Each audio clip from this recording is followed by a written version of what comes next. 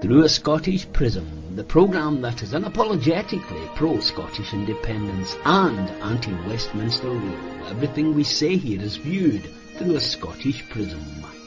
Brought to you by Barhead Boy. Hi folks, and welcome back to Through a Scottish Prism. I hope you and yours are well. We're calling this our post-election podcast. That's exactly what it is. I hope we didn't inconvenience you by not out on Sunday, but 2 or 3 reasons. One, guys were exhausted, needing a wee break and a bit of a rest. And also we wanted to see how it finally shook down. I mean, we didn't know exactly how the result was going, so we wanted to wait and see and what the reactions, etc. were before we brought you this podcast. Now here we are. And I'm delighted. First, I should say our Phil had to call off at last minute. I'm sorry he's not with us, but I'm delighted to have 3 of our stalwarts with us. Terry Howson from down there on the borders, Ken over in the west of Scotland, and of course our Eva up in Clackmannan. How are we doing? If I could start with you, Eva, just by one saying to you, fantastic the amount of effort and work you put in, and how are you feeling? Are you a wee bit refreshed? I'm not refreshed at all, but I am reinvigorated, Roddy. I was overwhelmed by the level of support, and thank you so much to everybody who entrusted the Alliance Liberate Scotland with their votes across various constituencies and on the lists. I would particularly like to say a big thank you to those who worked overnight on the night before polling day and put out A-boards for me all over the place, especially Sally Hughes, Liz Glenn, Alan Black, Keith and Heather Hind, and with friends elsewhere within the region. My partner Matt deserves a great vote of thanks as well. But how I'm feeling is very mixed thoughts, because what we saw is being described as an SNP landslide. And I don't want to be pejorative about independent supporters, because those members and supporters of the SNP who voted SNP in the constituencies and on the list did so because they believed the SNP message that both votes SNP would in fact deliver independence. What happened though was, and if I just get the number right, 625,949 people voted for the SNP in the regions, and that gained 1 seat. That was the lesson of 2016 and of 2021, and it's really sad that it wasn't also learned in 2026. So here we are with an SNP vote that is overwhelmingly highly successful, clearly by a country mile. They're the biggest party, but their vote has gone down by 9.5% and they lost 6 seats. By definition, that is no landslide. Yeah. And this was supposed to be the opportunity to vote for independence, and that's what it would have been had people voted both votes indie. And I'm so sad that they didn't, because what we're going to see unfold over the next wee while will be, hopefully, an attempt by John Swinney to get a Section 30, which we all expect, or we all anticipate, will be rejected. And then we wait to see what his plan B might be.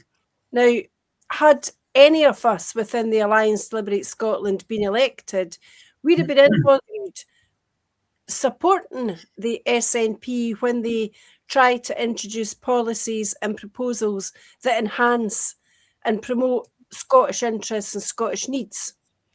But the reason that we really needed to be there was to make sure that there was cogent, robust, focused, effective action on independence. Now, the fact that none of us are there is a disappointment, but it will never detract from our absolute determination to see that independence remains at the forefront of the political agenda in Scotland. So I take from last week's vote some heart that there are so many in Scotland who support independence, but I'm also depressed that almost half of the electorate didn't vote. And many of them will not have voted because they did not see hope of a brighter day. And that is a lesson for the whole independence movement. Yeah, it is quite sad. I mean, on here, Terry, and previously for 5 years, we had been warning what would happen with both votes SNP. Now, obviously, people didn't believe us, didn't listen to us, or we didn't get to enough people. But you would think that was enough people would have known by looking at the results of 2016 and 2021, would have known what was going to happen. And when, they talked, and he was very specific, John Swinney, that he wanted to have an SNP majority, not even a majority. And he fell well clear because they got 58 seats. They needed 65. So he's left himself open to the Unionists saying to him, no, you're not getting it. He did indeed. I was the chairman of my local Yes group for a number of years. And during that time, I don't know how many times we talked about the voting system and how wrong it was and how it could, don't swear, Terry, how it could snarl up, right? And we talked about the best way to approach it and how to do it. And you know that wee cartoon with all the wee animals and they all, the dogs win and then the cat wins and then eventually a wee gerbil wins. I kept saying, well, I'm going to be the gerbil, right? One day I'm going to be that gerbil. And I thought I was being sensible saying that. I didn't realise that these people had no idea what I was talking about, no matter how many times we went through it. And then I tried telling them a different way. And then I tried another way. And then I tried another way. And even on the last day, people were still saying to me, how do I vote? And I would say, it's really, really easy. You take them as two separate papers with two separate votes. You vote for SNP, if that's your choice, but you vote for independence on one, and you vote for the other independence party, that's us, on the other one. Straightforward, easy, scoosh case, straight into Holyrood, and a supermajority. And what did they do? They voted SNP 1 and 2. Because the mantra is deep, it has been repeated so often in their heads. They won once in 2011. That was Alex that did that. But he knew that this was a chance. At that point, people didn't really realize that you could do that. We did it and we won. And Alec himself said it was a fluke. Yeah. Then Nicola carries it on. And then it carries on again. And now we've got Swinney carrying it on. It has been ingrained in the Scots brain. The SNP 1 and 2 is the way to go when it isn't. It is a failure. It is designed to fail, and it's designed to fail for a reason, because they don't, I believe, that they don't actually want independence. They want the status quo. They want it to stay exactly where it is with the nice, comfy jobs and the MPs and Westminster and the short money there, and they want it nice and easy, where they can be sort of in control, but they're not responsible. And that's the problem. And that's why we should be there, because hey, we are renegades. We don't care. We want independence. And then devil take the hindmost after that. So the SNP 1 and 2 mantra, throw it down the pan. Yeah. Full stop. Yeah. It's, the other thing we noticed, Ken, was, as Eva alluded to, about 500,000 people who are supporters of independence didn't bother to come out. The Unionists did, but we also said in this podcast many times, and we said it throughout the campaign, there is a ceiling on the Unionist vote, and it's also getting lower. But the reality was, again, as Eva said, the vote share by the SNP has dropped quite dramatically. Yeah. But they were lucky, because with a new Tory party called Reform, the extreme right wing, and they've taken them directly. You notice the Conservative and Unionist parties down. What they dropped, it seems that Reform took. The Unionist votes just go about among the Unionists. They don't actually increase their vote either. That's the reality. There is a ceiling on the Unionist vote. It just went elsewhere this time. Well, that's absolutely the case. I've always felt that the Unionist vote is stuck round about 30% at tops, whereas I think the core independence vote is actually a lot higher. It's probably 45%. But you still have to get them out there to vote. There was about 240,000 more votes the SNP got on the list than any other party. So clearly people are still voting, SNP 1 and 2. My own view is that a lot of people just don't actually understand, or don't actually look to understand the system. There's just a real lack of education in it, because the system itself isn't nearly as complicated as people think it is. It's actually quite simple. But people don't seem to understand the consequences of what's happening when they put in that second vote for the SNP rather than for another independence party. So it's a huge educational effort needed.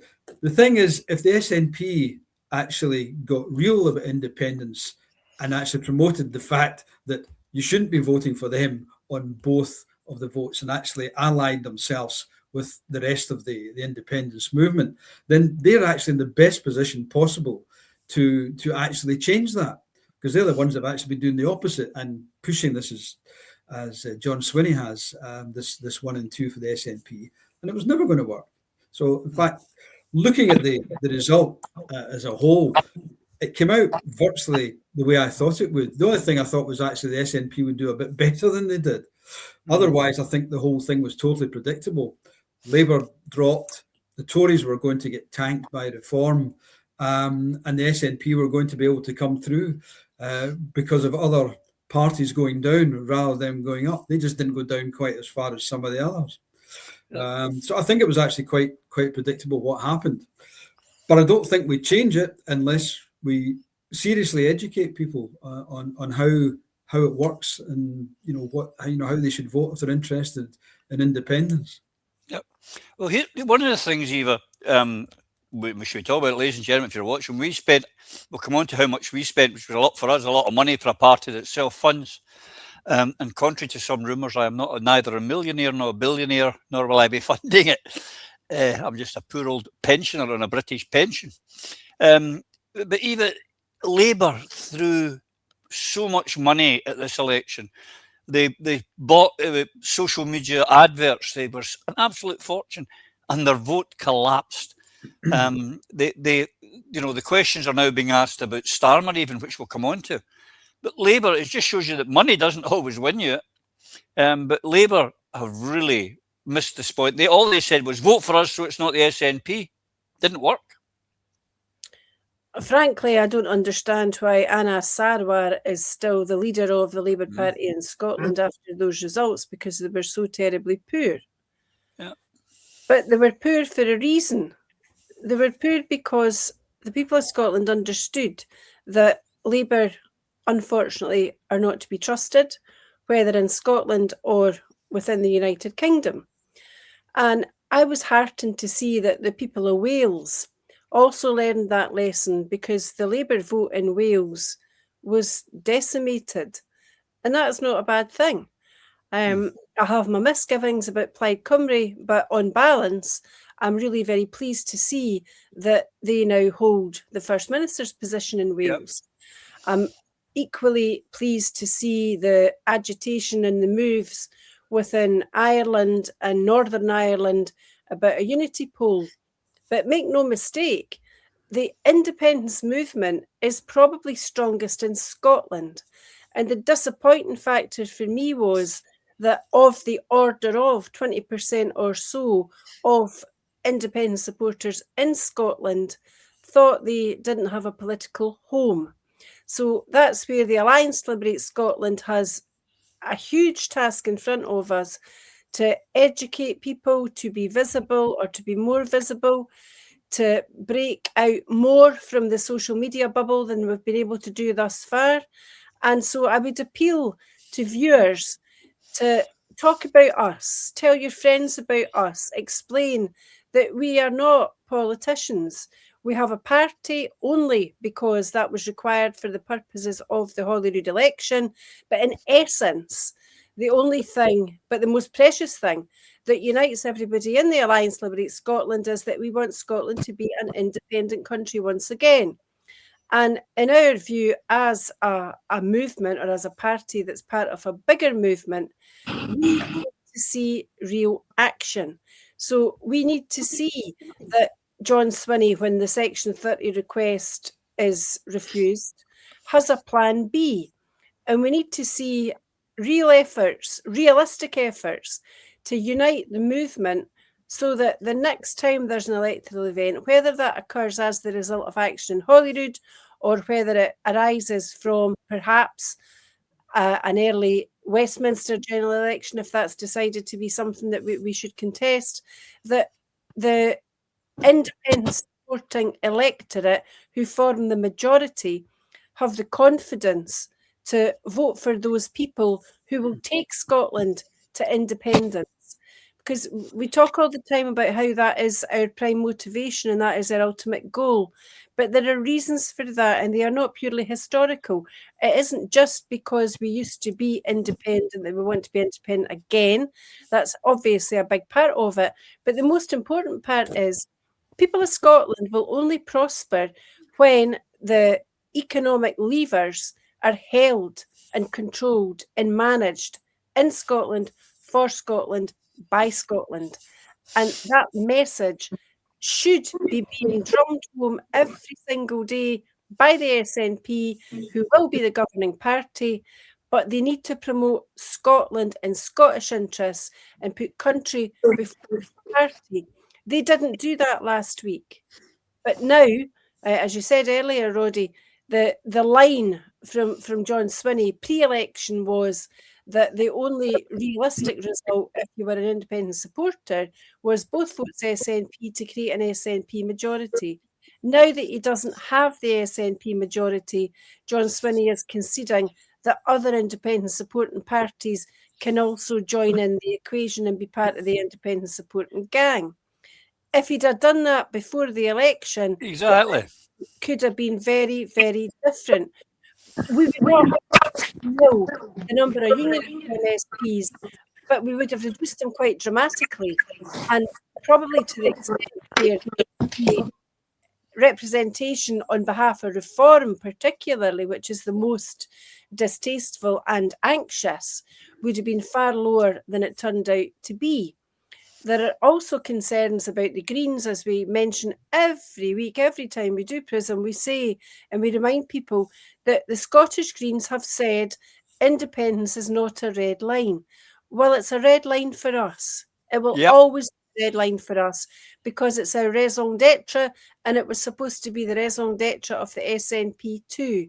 So when John Swinney comes to announce his independence convention, I sincerely hope that his invitations include to those within civic and political and other circles who support independence, nothing less, independence, nothing else. And that is the Alliance to Liberate Scotland. I would hope so, but I wouldn't hold your breath on it, Eva. I wouldn't, because it's a wee club, and as George Carlin used to say, and we ain't in it. This is the seats, Terry. I was watching you bobbing about there. I hope you're ready to go. My iPad decided it was going to die on me, and I had to climb under my desk, get the plug. Well, I had to go somewhere else to get the plug, come back in, climb under the desk, and then fart about to try and find the hole to put the thing in. Yep. I'm doolally now. Well, good, but you're back. And the seat breakup is simply this. Now, the reform, we don't have such a thing as the main opposition in the Holyrood Parliament. It's the opposition. The reform and Labour have got the same seats. The Greens have made it a bit increases. Does this Parliament fill you with hope or despair? I just think it's a mess. I don't know where to look for a hope or whatever. I think they're all just going to be milling around, making a complete cock up of it, and there's no way we're ever going to get independence this in the near future. No chance of it. The only way we could get that is if we were in there. And none of these, 17 different parties on the list in the south of Scotland, in Ettrick. 17. Who were they all? I have no idea. There were hundreds of things that I've never seen before that just suddenly appeared. They got votes, which took them from everybody. I was accused at one thing about by standing for the alliance, I would be taking votes off John. And I said, that's nonsense. How can I be taking the vote? When you stand in the election, you're taking the votes off everybody. Everybody who gives you a vote is giving you a vote. That's it. But I was a bad woman because I would be standing against the SNP. And I said, I'm not standing against the SNP. I'm standing for independence. It's not the same thing. No. And that's the important thing. And somebody on my birthday, somebody said, it was the day before we actually went to vote. Somebody said, I really hope you win tomorrow. And I said, I've already won. And they said, what do you mean you've already won? I said, my whole thing was to get up there and shout and bawl about independence and make people aware of what we were up to, what we were doing. And I've done that here. I've made people sit up and actually take notice by being so determined and so focused on what I'm talking about. And it's been a surprise to me how people that I would never have expected to vote for me have voted for me, and how the people that I expected to vote for me didn't. That was a shocker. But but the fact that the Reform are in, I'm not worried about them in the slightest. They'll blow themselves up. Oh, well, I absolutely agree with that 100%. What Ken, the leaders are going to say, Labour are going to say, yeah, lessons have been learned. And they say this every election, all of them, all lessons have been learned. They never learn, because we know that the next election, which is the council elections, they'll be saying the same. SNP bad, vote for us to stop the SNP. They don't actually, as Eva was alluding to, say, they don't give the people, never mind vote for us or independent, but they don't give the voter hope. They don't come in and say, I know some of you vote independence, but here's our idea. Within the union, we can do X, Y, Z, and here's what we're going to do. They don't learn lessons, and it will just be business as usual because it's rigged to do that. Yeah, absolutely. Nothing will change. It was one of the things that talked about actually quite a lot. The number of leaflets I got through the door from different parties, saying we are the party that's, can beat the SNP. And I'm saying, well, fine, not interested whether you can beat the SNP. What are you actually offering to the voter? And it is all about, stop the other guy, rather than this is what we can offer to you. This is how we'll do it. So you're right. I don't see how anything changes from any of the parties' offerings in the coming elections, whether it's council or a general election when that comes. I don't see where anything different happens. But I'm more concerned about what happens with us than what happens with them. And I think one of the problems we have is that there is no plan B from John Swinney when he's told he can't have his referendum. So I don't know where he goes from there. I don't know where actually the SNP goes from there, because I really think this is their very last chance. I think if they don't deliver in this parliament, then I think they really are in big danger of starting to go well downhill. And I think we will attract a lot more people to a party like our own who are very serious about independence, because the Greens aren't serious about independence. No. As I said to many people, you look at their manifesto, you had to get to page 175 before the word was actually mentioned. So, they're not serious at all. And even if they were, does MD really think the bunch that they've just brought in are going to stand up to the might of the British state? It's a joke. So I think, it is on parties like ourselves to actually build ourselves up and offer people an alternative. Because during the discussions I had with people, when they actually found out what we were talking about and who we were, we got a lot of interest from people. We really did. It was very good. And there was definitely a lot of antipathy towards the SNP and a lot of apathy in general, which of course is one of the reasons why the turnout has been so low. So if you can get the message out there, if you can speak to enough people, they will be receptive, because what they've got in the SNP and the Greens, an awful lot of people just don't like. No, and we just should say that here now, ladies and gentlemen, the Alliance to Liberate Scotland party is not going anywhere, not until the day of independence, and then maybe we'll go away. Maybe I could become a billionaire then, Terry. You never know. You never know. Maybe they'll give me an oil well for my troubles. What do you think? think you deserve one. I'd agree. But on this, Eva, I put out a tweet not long after it was done, and you're my witness, and all you viewers are too. I've said it before the election, that when he's talking about his Section 30, that he should put a caveat and say to Starmer or whoever is the Prime Minister, we'll come on to that in a minute, we don't know who the Prime Minister will be tomorrow, never mind by the time John writes his begging letter, which I hasten to add, I am not, and I know you're not either, in favour of begging for or asking for a Section 30. But I would put the caveat in place, as I've said often, that the caveat should be, and if you don't give us it, we're going to dissolve the Parliament and we're going to have an independence plebiscite election like we campaigned on and for. And people of the Unionists in particular, I was swamped. I was absolutely swamped. Well, you can't do it, you can't do 2/3.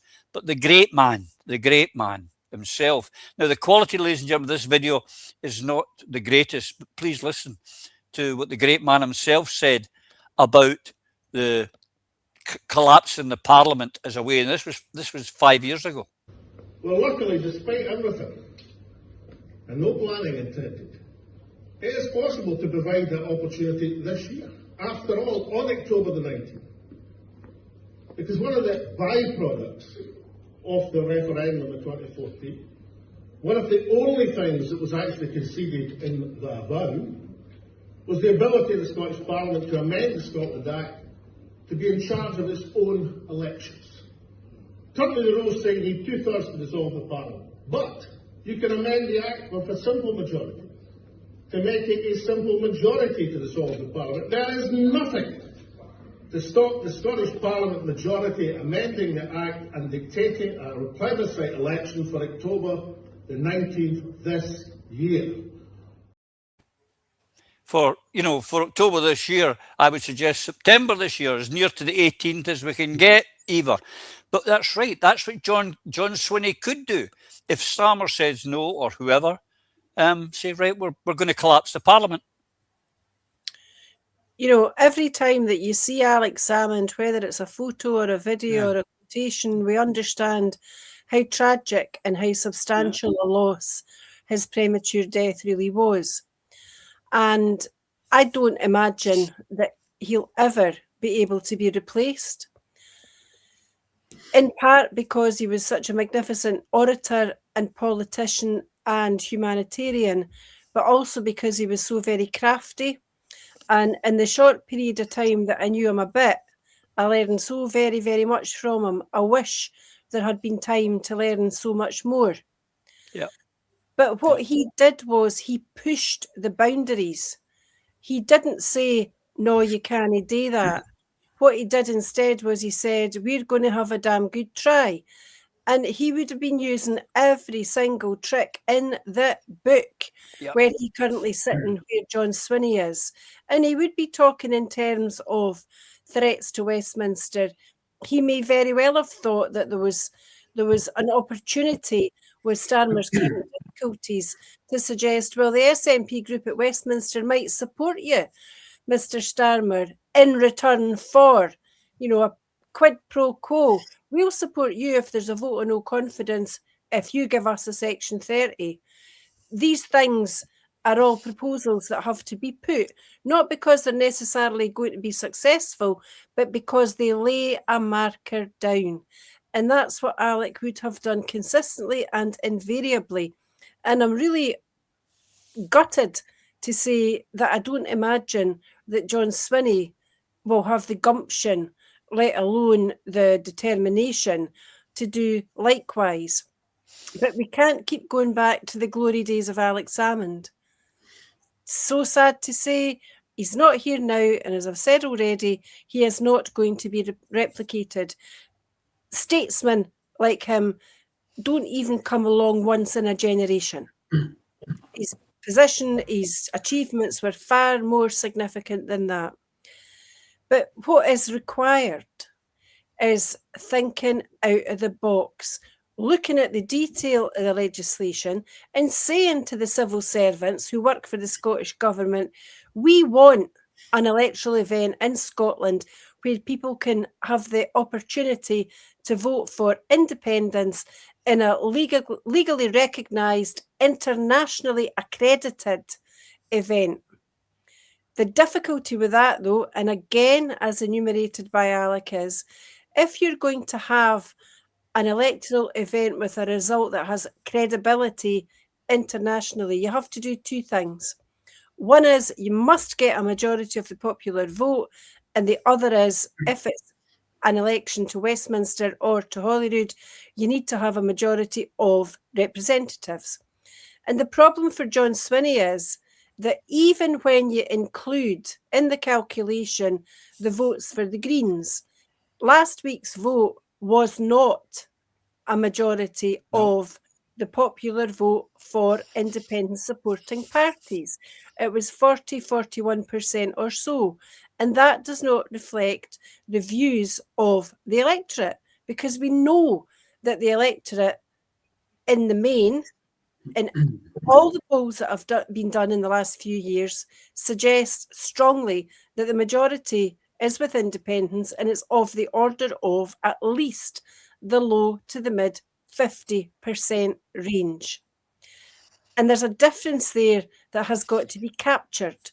And it can only be captured if we replicate the Yes movement, and our movement makes progress by, in essence, being the reincarnation, but also an improvement upon the 2014 Yes campaign. And that is what we're trying to do in the Alliance Liberate Scotland. It's what Yes United are trying to do. It's what other organisations and groups are trying to do, to raise visibility, raise profile, raise popularity, and most of all, raise the hopes and the aspirations of the people of Scotland, so that they understand the power is within their grasp to turn our country right around.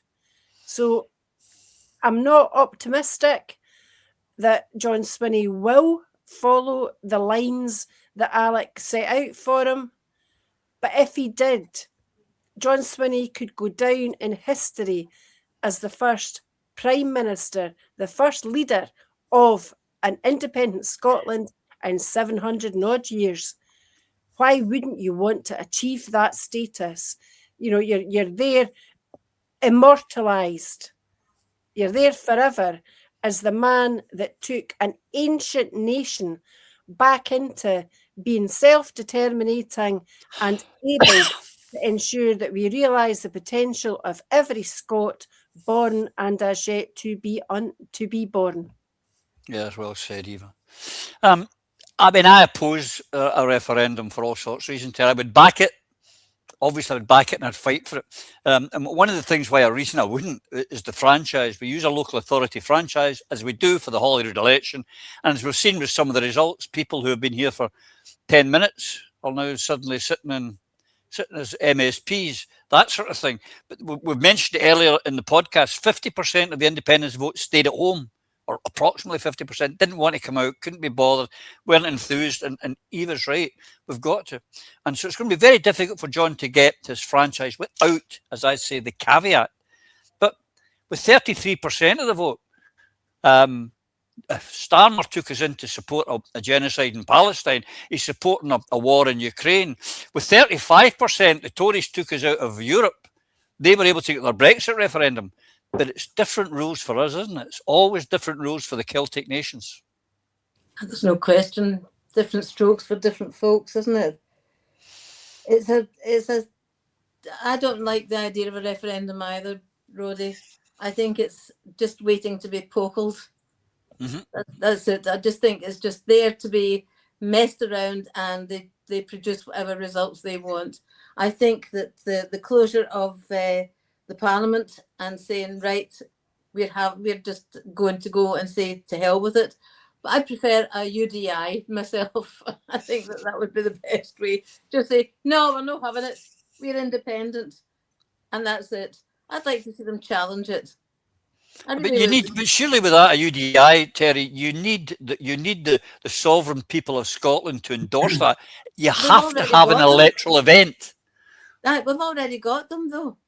We already have those people. They just keep getting hidden away. They're getting swamped in all these wee tiny parties, but also they're not voting. They're not voting because they've got no hope.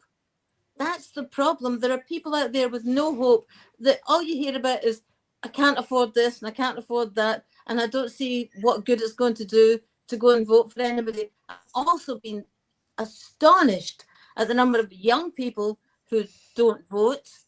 But more than that, I've met 30-year-olds, 40-year-olds, 50-year-olds who've told me that they have never voted. Why have they never voted? That's the question I want answered. Why have they never voted? Why do they think that that their vote means nothing? Because it's been ingrained in them that their vote means nothing, that they mean nothing. And we need to bring our people back up to realizing that every single one of us is important, and every single one of us can produce independence. All we have to do is stand up and do it.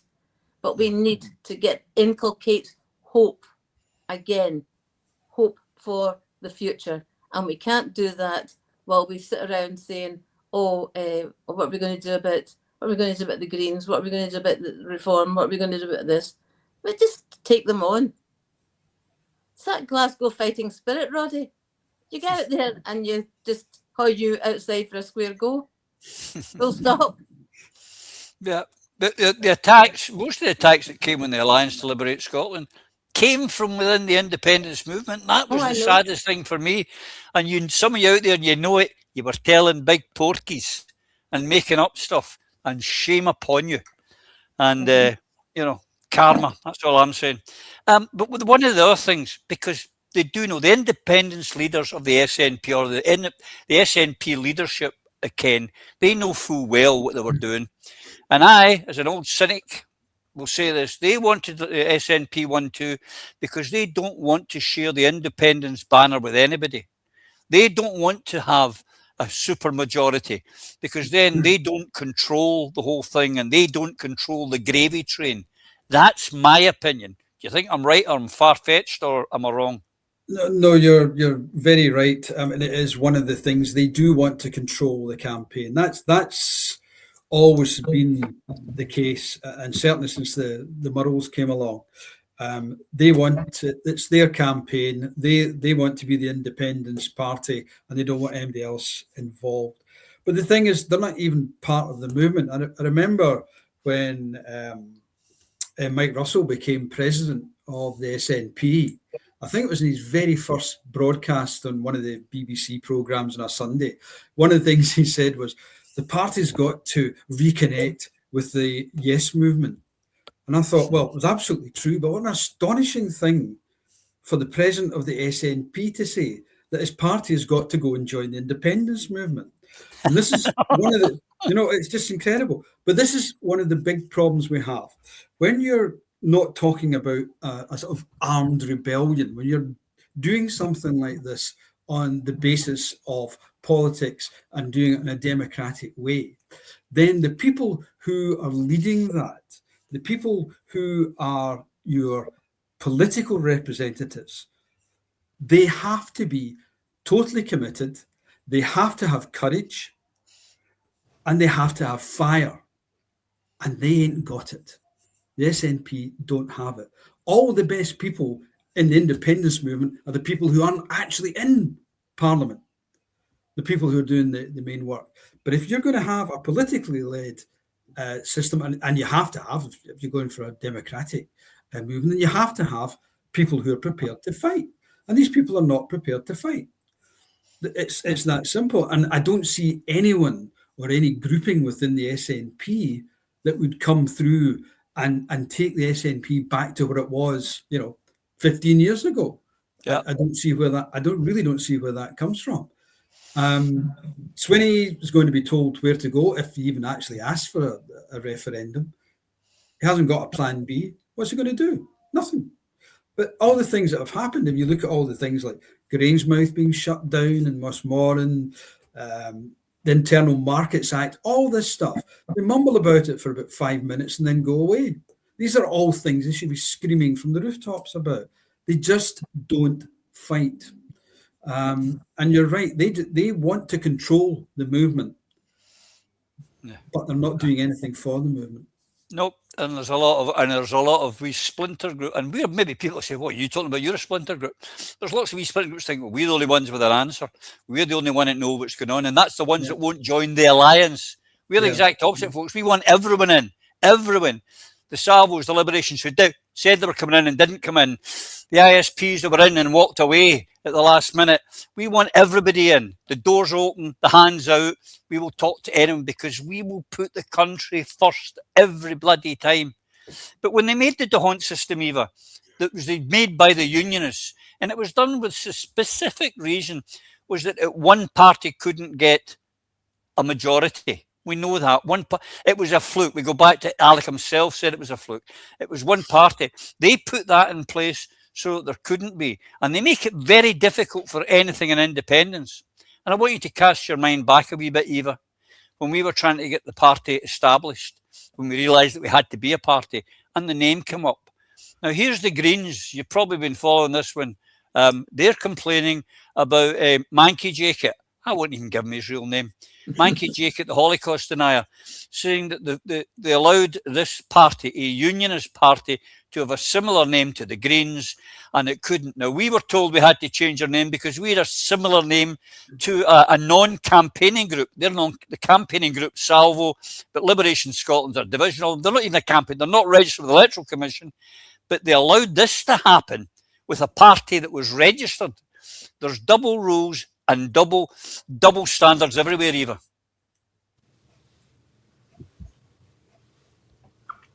It seems to me that the Greens have infiltrated the independence movement, if I can put it that way.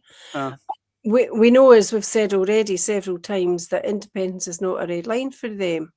And I think that they're whining about Manky Jacob's party is not really much more than sour grapes. But interestingly, if the votes that went to his party had gone to the Scottish Greens in Mid-Scotland and Fife, they would have had 2 MSPs in the region where I live, where I stood for the election, as opposed to 1. So kind of rough justice, but probably what they deserve, because I am not anticipating that over the course of the next 5 years, the Scottish Greens will actually bother their bloody backsides doing anything to promote our country's self-determination status being restored. So Gillian Mackay's complaints fall on deaf ears as far as I'm concerned. She and her party were responsible for driving, in essence, a coach and horses right through the solidarity of the independence movement and alienating the women's movement as the result of their support for gender self-ID. And they're clearly continuing so to do. So I have no sympathy for her whatsoever. And quite frankly, I wouldn't like to give the Scottish Greens any power, any focus, any authority in any of the committees that are going to have to be constituted in Holyrood within the next few weeks, because their motivation is questionable, the level of their representation is questionable, their abilities are questionable. And I really hate to say that in a democracy, but when you vote Green, you are not getting what you think you voted for. I would suggest the same of all of the parties, mainly, Eva, including you're not getting independence when you're voting for the SNP, and you're not getting the abolition of the Lords when you vote for the Labour Party, and you're certainly not getting socialism. One of the things that's going on now, is the next thing will be up with the presiding officer. And they're figuring that Maggie Chapman and Patrick Harvey are the two front runners for this post. It's almost like Biggins' turn, isn't it? It's now, it's your turn, you can have it. It's not really the way we should be, and we're not going into politics, but it's not really the way, surely, that we should be choosing a speaker or a presiding officer, as we call it in Holyrood. What do you think, Terry? I think it's God help us, if that's our choice. It's like saying, who do you want, Hod or Doddit? It's nonsense. Why is it down to these two? Why is it not open to as many folk that want to do it? Why is it not gone to a vote between as many people who want to do it? But I'm absolutely with Eva about the Greens. I'm sick of people telling me the Greens, they're loonies. This is what I've heard, right? The Greens are loonies. And I say, well, you know, and they say, no, they're all loonies, blah, blah, blah. What's this about no having any prisons? What's this about, saying a man's a woman? Oh, that's what I'm hearing. That's what I'm hearing everywhere. They think that the Greens have lost the plot. Why? And I don't understand. I don't get the Greens. I just don't get the Greens. But the thing about the Greens complaining about the other punters in the south of Scotland, Alliance to Liberate Scotland, top of the line. Further down the line was the Scottish Alliance for Democracy and Freedom, who are in Bath, who are the something else altogether, the whatever they're called, DEF, whatever they were called, right? A Scottish Alliance for Democracy and Freedom. How did they get in? How did they get on the list? And we didn't moan about them. Because we're good guys. But the same reason you've got the Scottish Labour Party who do not exist, the Scottish Liberal Party do not exist, the Scottish Conservative Union do not exist, and they get away with it. They all get away with it.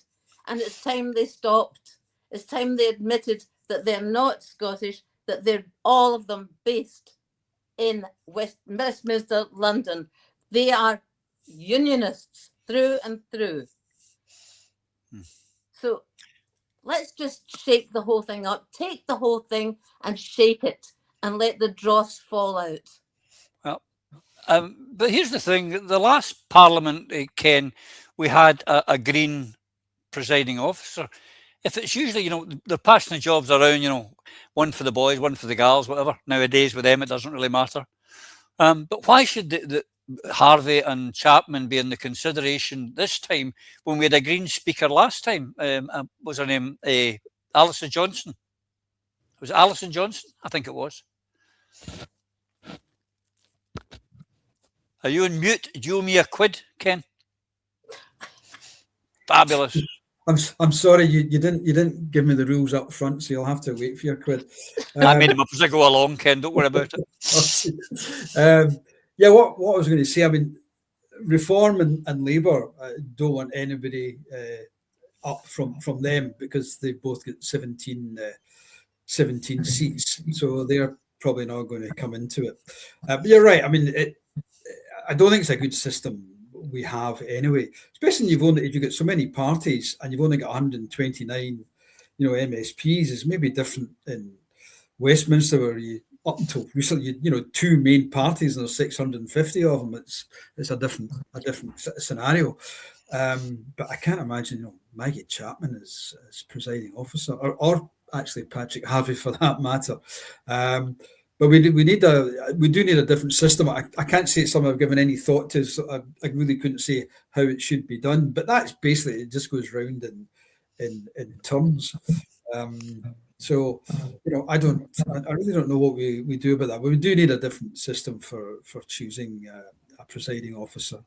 And I think the idea of either Patrick and particularly Maggie Chapman just. The thing is, we've talked about it. We have tried, and we're going to continue to try and recreate the feeling of 2014 to give people hope again, to get the 500,000 people that stayed at home, Eva, to get them back out. I want that feeling again. That's what we miss, and that's what we need now. Where I saw it, there was a victory down. You mentioned it earlier in the podcast about Plaid Cymru, winning down in Wales the first time ever. We now have a nationalist government in Wales, we have a nationalist government in Scotland, and one in Northern Ireland, the 6 occupied counties. But this, when I saw, I had a lump in my throat, and it took me back. I don't know. We put together a programme for governments that we feel is radical enough for people to feel is different and is ambitious, but one that's deliverable too. I am confident that now we're able to move ahead to deliver that.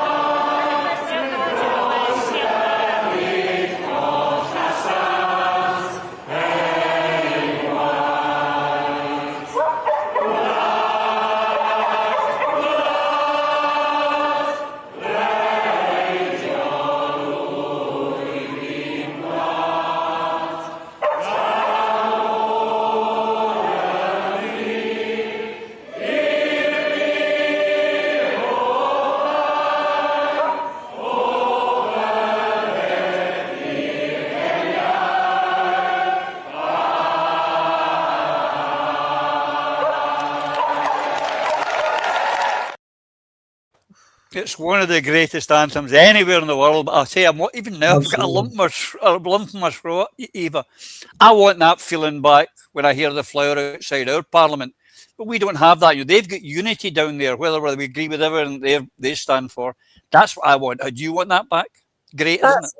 That's a real privilege to watch that. You know, you feel your emotions rise, that lump in your throat and your heart's pounding because you care about your country. But that's not about narrow nationalism.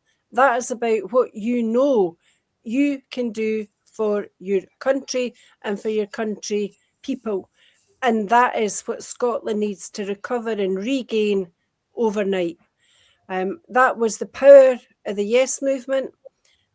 It was the power of Robert McIntyre, Winnie Ewing, Jim Sillars, Margot MacDonald, Alex Salmond, all these strong, determined individuals whose admiration and dedication to Scotland you never doubted for a second. And the people of Scotland deserve that. The people of Scotland devoted decades to the Labour Party, who after the 50s and 60s and the advancements of the NHS or union-related rights, employment rights, women's rights, forgot their roots. And I'm so sorry, I'm so sad to say that the SNP has gone down a similar, but not quite as destructive route as the Labour Party did. And what Scotland's people really deserve, and they desperately need, although they don't yet all understand it, is to have politicians devoted to the country, to people, to individuals, to setting right the wrongs that unionism and Westminster rule, remote control from Westminster, has been responsible for creating. I think it was Ken earlier who mentioned Grangemouth. You know, the only country on the surface of the planet to discover oil, become a desert and lose its only refinery. When Grangemouth was going to be closed, the refineries in England were talking in terms of expanding to incorporate the refining of the oil that would no longer be refined in Grangemouth. That is how pathetic it is. We had the 1,500 jobs in Ardersier that were denied because they would come from a Chinese source and the Chinese were going to be spies. And at the same time, Chinese jobs were being created in England. Weapons of mass destruction on the Clyde. They should be rammed up the Thames if they're We are paying for those. We are paying for bombs, not bairns. Yeah. We've got a Scottish government that will soon have a budget about extra hours of childcare or free school meals or a free school bag for every child when they start primary one. Well, look at Norway. An oil fund worth how many $1 trillion? $350,000 per head of population. That is where Scotland would have been had we been independent, and it's where we will be if we become independent.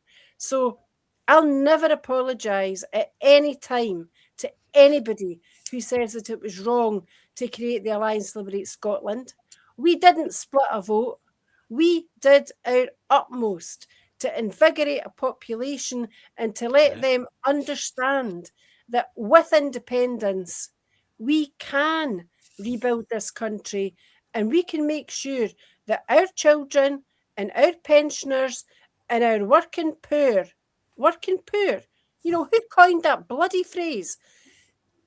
All of our services and all of our public institutions will be properly funded and operate properly only when two things happen. One is independence with full economic control, and the other is competent government. And the most competent government that Scotland had in modern times was between 2007 and 2014, when Alex Salmond was in charge of a team who were devoted to country over party. That's flipped over now. It's become party over country, and that does not serve Scotland's needs well. That's what requires to change forthwith. And when it does, Scotland's opportunities will almost be boundless. Yeah, absolutely. On Monday at Holyrood, Terry, when they mocked in the reform, or so the reformed Tory party, as I prefer to call them, marched in all suited and booted. No fanfare, nothing. In they marched. The Greens arrived looking like, as one of our wags said out in Twitterland, like something that you'd pay a shilling in a Victorian marquee to go and visit. They marched in to nothing, no applause, nothing. In went the SNP, and then you look at Wales. The people of Wales were standing outside their national parliament, belting it out. They see hope. They've been given hope. They can see light at the end of the tunnel. They have that unity to go. I'm not jealous of our Celtic cousins. I'll never will be. I applaud them. I'm happy for them. But did it not twinge your heart a wee bit, Terry? It breaks my heart.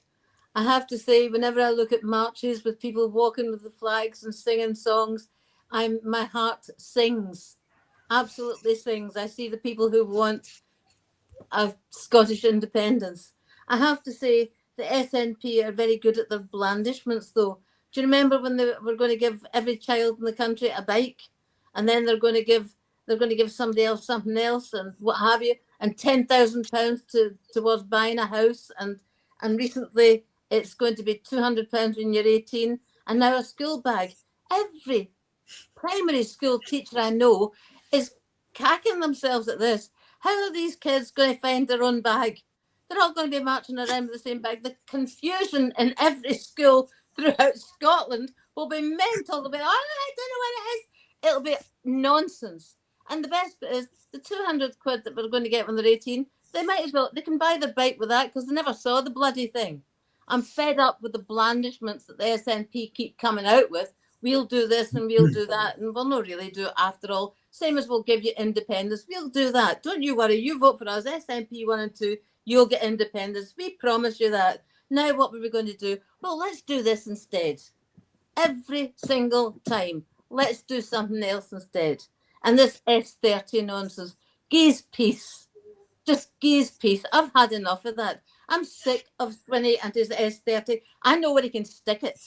I would help him stick it there as well, to be quite honest. I am sick of it. Are you not sick of it? Is not the world not sick of it? I'd like an S30. I'll wait. I'm sick of the nonsense. It is time for us to say we bloody well want independence and we will fight for it. And that's the SNP that should be doing that. They're the ones in power. They're the ones who say they're about independence. They are lying. They are lying to the country. And like the Senate, we should be chucking them out for lying. I hate the business of lying to the people. We want independence and we should have it. And we do not lie about that. No. It is, Ken. It's the comparisons between what happened with the MSPs going into Holyrood and the AMs going into Cardiff, where the Senate were completely different. Oh, absolutely. I think though, because for Wales, this is their first nationalist government. Yeah, ever. So it's a big day for them. And by God, they can sing, and it's a great song anyway, isn't it? You can't really argue with that. But it brings me back to what we've been talking about. You go back to, Eva was talking about how Labour's best days were right at the beginning, and then they just faded away. The SNP did the same. Absolutely right. All the best things happened during those first two governments, which Alex Salmond led. After that, virtually nothing of any significance happened. And you look at the people who are in the cabinet or in the party, and they are just bland careerists. There's I was talking about earlier on, there's just no one there with passion, with fire and determination to actually do what the country needs. And until we get independence, I just don't see how anything really changes. And the people who are there, I just don't see how they change it. It just doesn't seem to me that there's any guts really about these people, that they can actually bring it about. You hear more fire from Terry in 5 minutes than you hear from the whole of the SNP in a parliament, and that's what they need, because not only do they have to fire people up.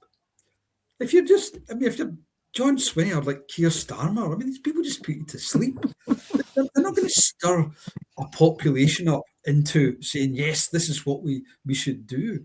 It just isn't there. And that's why I think I think in the end, they're just going to have to be replaced, because I can't see any kind of grouping, for example, within the SNP where I think, well, there's a group of people who could come and, and change things and take them back to where they should be, and leading the whole thing again. I just don't see it. So I think it's really down to people at our party to build and to come through. People will vote for us when they know we're there and they know what we're doing. They will, because they do need an alternative, and they want an alternative. They don't want to vote SNP too, and they don't want the Greens. They want a real independence party. No. In fact, I just say, ladies and gentlemen, most of the people in our party, or a great deal of them, were the people that did help build the SNP from a nothing party into the absolute giant it became. And sadly, most of us have left or have passed on. But you're right, Eva. We've had people. We were sitting in audiences, as you know, you, me, Phil, and others, when we had Margot and Margaret Bain and Winnie Ewan, my great hero, and Alex Salmond and Dr. Robert McIntyre and others. Gordon. Oh goodness, I've forgotten Gordon's name. Wilson. Gordon was. Yeah, and others, and even Willie Wolfe, great people, and in the audience, and you had your Jerry Fishers, who would not let them away with a bloody thing. Jerry Fisher was up there, refer it back. We had those people, and it was something our friend Lloyd said on here. And I look at this lot that have gone in for all the parties, Eva, and what Lloyd alluded to was the fact that we all have a political core. We had a political core before we come into this. Yep. These people don't have a core. They don't have a political core about them. It's like show business to them, and it's a bloody good pay for that show business. Yeah. I think that what Lloyd actually said was that we had a political hinterland, and my personal hinterland doesn't matter very much, but it began when I was 6.5 years old, delivering the Scots Independent with my mum. My wee brother was in a comfy fold-a pushchair, and I got the job of folding up the Scots Independent and sticking it in that wee tray that's, underneath the pushchair. So some will say I was indoctrinated, but I totally believed in it. That was when I was living with my mum and dad and my one wee brother, subsequently two, in a caravan in Crieff, and got an education that I speak about often. I got a fantastic education at Crieff Primary School, then Alva Primary School, Alva Academy, and went to university in Edinburgh. And I want these opportunities for every child in Scotland, and I want them for every adult in Scotland as well, because there is a huge untapped resource in Scotland of adults who were denied educational opportunities when they were younger, predominantly because of family issues, domestic problems. And, you know, the potential of the people of Scotland is enormous. You know, past behaviour is a very reliable predictor of future behaviour. And the people of Scotland, when they're given the opportunities and they're given power, they can do magnificent things. We've proven that. We've built the world. All we have to do now is build our country. But what breaks my heart, right? There's just been a tweet. Oh, no. John Swinney. The Prime Minister called me tonight to extend his congratulations on the SNP election victory. We discussed the cost of living issues faced by the public and the election of the largest number of MSPs committed to Scottish independence. We agreed to meet next month for talks. Now, do you imagine that if Terry or Ken or I or Tommy Sheridan or Craig Murray or Greg MacArthur or Stephen Bowie had been elected and had somehow by some magic process become the First Minister, that we would have been on the phone to the Prime Minister and wouldn't have said, oh, by the way, Keir, what about that Section 30? It's not been mentioned.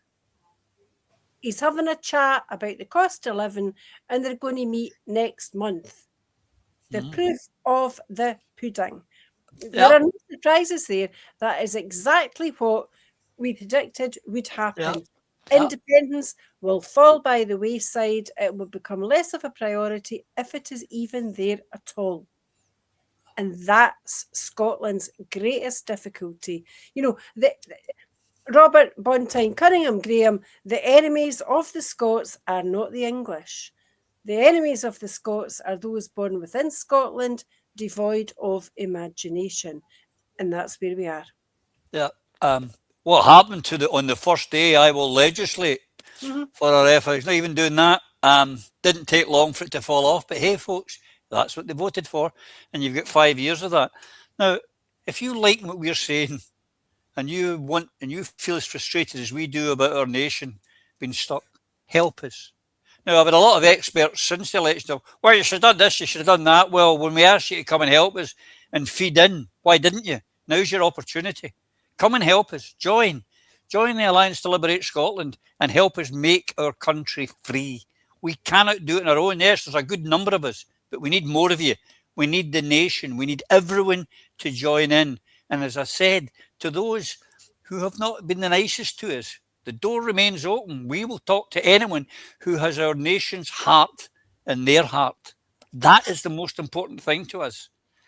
Scotland needs its independence. It's not it would be nice to have. We need it before we're crushed completely. There we go. And that Scottish passport, I've got one of them, but it's in red, actually. Absolutely. The wee thing up in the top right-hand corner here, ladies and gentlemen, we've expended a lot of money, most of it out of our own pockets. We're short of a few quid. If you've got a few quid, chip it in. Help us. 25 grand alone for the national leaflet. We'll be back at the weekend with our normal show, and we'll look forward to seeing you then. Until then, you and yours, please take care. Bye. Through a Scottish Prism, the programme that is unapologetically pro-Scottish independence and anti-Westminster rule. Everything we say here is viewed through a Scottish prism. Brought to you by Barhead Boy.